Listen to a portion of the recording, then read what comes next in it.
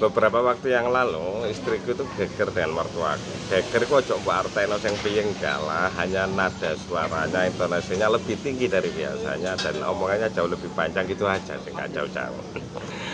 Nah, itu sampai saya guyon kayak gini, Dek, mertuaku itu cuma satu, yaitu medok itu. Kalau mertuaku banyak nggak masalah, salah satunya mbok tukar itu nggak masalah." Dan tak kualat apa ya, kemarin itu saya kebetulan geger dengan ibu saya sendiri ya, dalam arti itu tadi kan, dalam arti yang jauh gitu. Kenapa sih saya katakan kepleset, saya katakan tiba-tiba, karena memang kayak siapa ya, kayak gitu itu kan ya, kayak rezeki nggak enak gitu aja, kejadian tiba-tiba nggak terencana dan seterusnya ya. Orang Jawa punya istilah ya yang hubungannya dengan akibat kedekatan secara fisik gitu ya. Ini kan karena mertua saya memang di sini hampir selama 2 tahun itu berobat.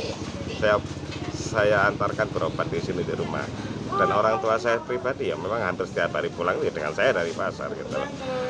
Orang Jawa bilang ya namanya kumpul itu mesti bentes lah, kayak piring dan gelas ketika kita korak-korak. Atau dalam konteks yang sama orang Jawa juga begini biasanya itu, nek kalau jauh itu wangi gitu, nek dekat itu bosok. Saya punya teori lain kenapa ini terjadi gitu ya, kan kondisi hati orang itu kadang dalam kondisi baik-baik saja, terkadang dalam kondisi yang nggak cukup baik-baik. Nah, ketika dalam kondisi yang nggak baik-baik ini biasanya kan rodok sensitif gitu loh. Itulah kenapa ketika ada apa-apa langsung jadi naik kayak gitu. Dan itu terjadi orang tua ke anak orang tua ya, namanya dekat ya, kondisi dekat ya, yang kena efek lah. Kita yang kena efek dari orang tua kena efek dari kita dan seterusnya lah kayak itu.